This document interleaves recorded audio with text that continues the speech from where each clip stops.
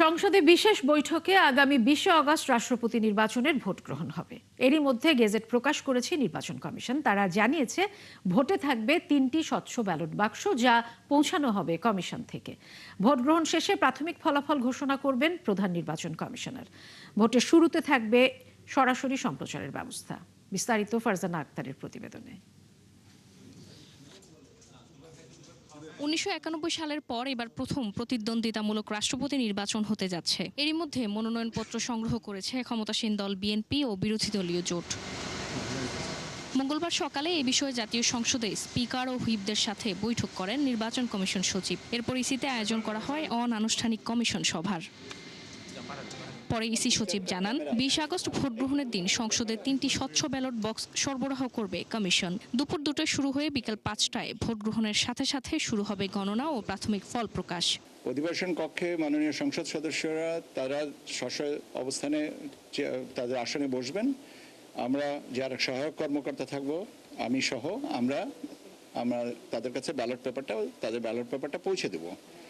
পৌঁছে দেওয়ার পরে তারা তাদের যা মনোনীত তাদের প্রার্থীকে স্বাক্ষর করে চিহ্নিত করে সামনে 3টা ব্যালট বক্স রাখার কথা বলা হয়েছে। 3টা ব্যালট বক্সের যে কোনোটাই তারা ভোট কাস্ট করবেন। তার সময় যখন ভোট গ্রহণ শেষ হবে, আমরা তাৎক্ষণিকভাবে ওখানে কাউন্টিংটা করব।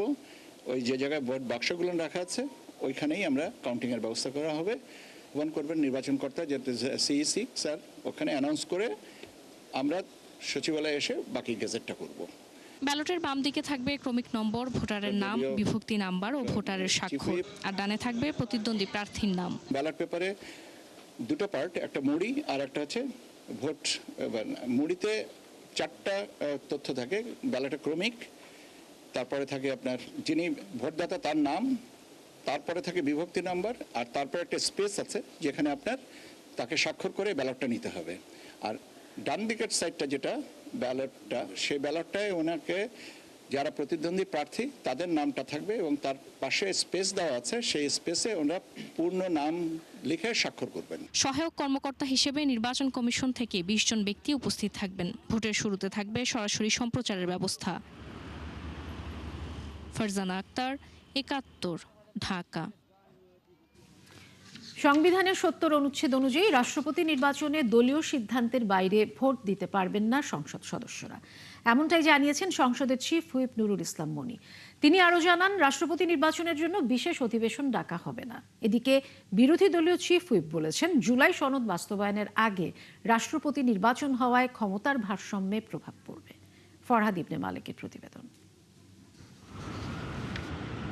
35 বছর পর রাষ্ট্রপতি নির্বাচনের হাওয়া সংসদ এলাকায়। এজন্য সরকারি ও বিরোধী দুই দলই প্রস্তুত প্রতিদ্বন্দ্বিতা করতে। এই নির্বাচন নিয়ে প্রস্তুতিমূলক সভাটাকে সংসদ সচিবালয়। এতে সভাপতিত্ব করেন ভারপ্রাপ্ত স্পিকার কায়সার কামাল। অংশ নেন নির্বাচন কমিশনের সিনিয়র সচিব আক্তার হোসেনও।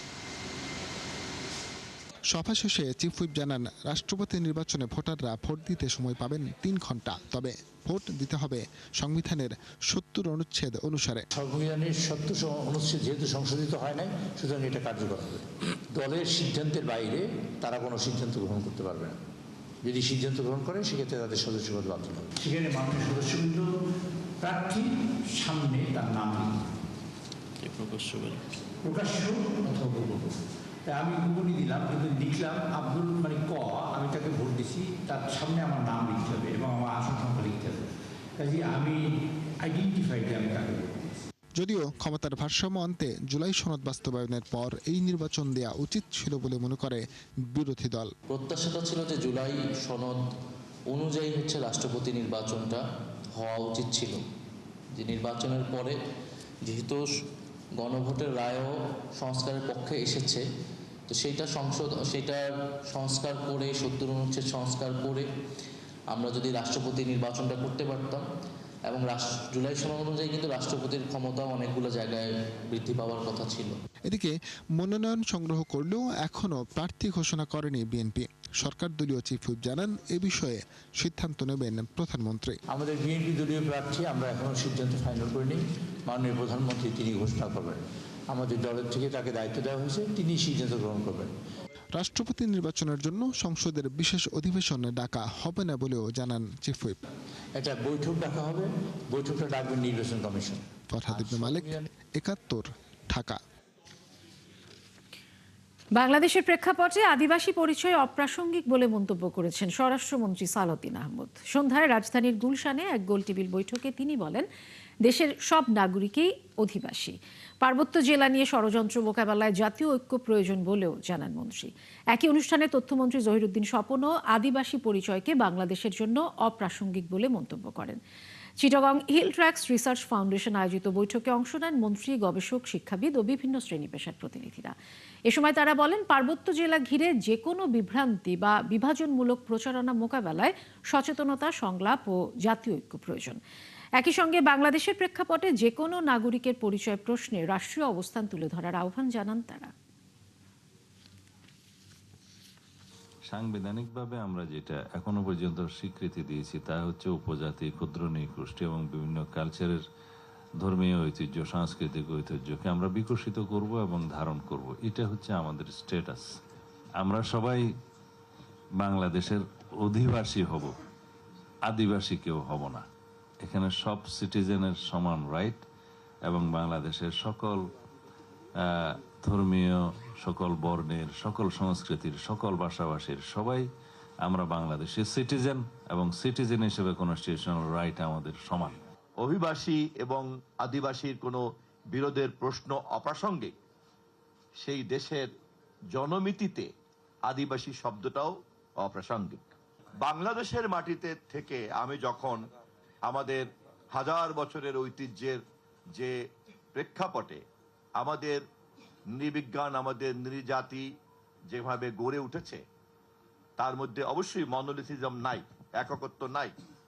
এখানে নানান রকম নৃতাত্ত্বিক ভাগাভাগি আছে এবং তাকে সম্মিলিত করে আমি আমার একটা রাষ্ট্রীয় পরিচয়, আমাদের নেতা শহীদ জিয়াউর রহমান নাগরিকত্বের ভিত্তিতে জাতীয়তাবাদকে তিনি উপস্থাপন করেছেন নতুনভাবে, যা আমাদের জাতির অনেক সমস্যাকেই, সংকটকেই সমাধান করেছে। বাংলাদেশের সাথে সম্পর্ক উন্নয়নে ভারতকেই এগিয়ে আসতে হবে বলে মন্তব্য করেছেন প্রধানমন্ত্রীর তথ্য উপদেষ্টা ডাক্তার জাহিদুর রহমান। তিনি বলেন, দেশটির গোয়েন্দা সংস্থা রয়ের প্রধানের বাংলাদেশ সফর নিয়ে সন্দেহের কারণ নেই। সকালে সচিবালয়ে নিয়মিত ব্রিফিংয়ে উপদেষ্টা আরও বলেন, শেখ হাসিনা দেশে ফিরলে তাকে পূর্ণ নিরাপত্তা দিয়েই বিচার কাজ শুরু হবে। শঙ্কা নেই সাকিব আল হাসানের নিরাপত্তা নিয়েও। শারমিন নীরা রিপোর্ট।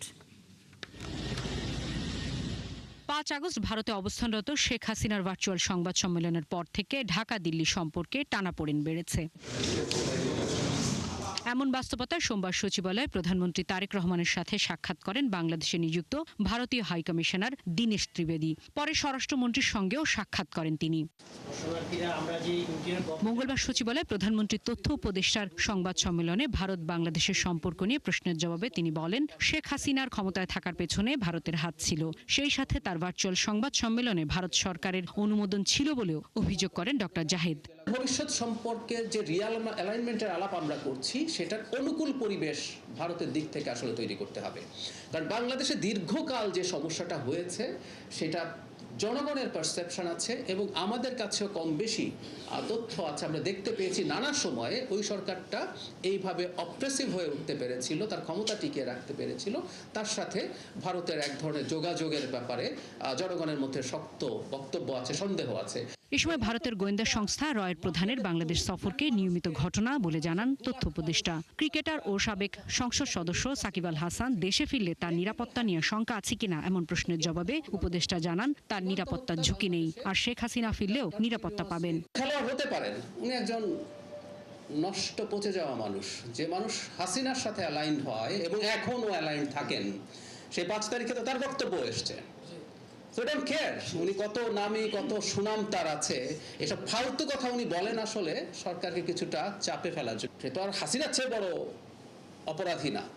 হাসিনাও যদি বাংলাদেশে আসেন, উনি তো বলছেন ডিসেম্বরে আসবেন, আমি বহুবার বলেছি, তিনি যদি আসেন পূর্ণ নিরাপত্তার সাথে তিনি আসবেন, পূর্ণ নিরাপত্তার সাথে তিনি বিচারিক প্রক্রিয়ায় যাবেন, পূর্ণ অধিকার ভোগ করবেন বিচারিক প্রক্রিয়ায়। জানান, জুলাই জাদুঘরে শিক্ষার্থীদের বিনামূল্যে প্রবেশের ব্যবস্থা করছে সরকার। পর্যায়ক্রমে অন্যান্য জাদুঘরেও এই ব্যবস্থা করা হবে। একটা জাদুঘরে কি কি এক্সিবিটেড হবে।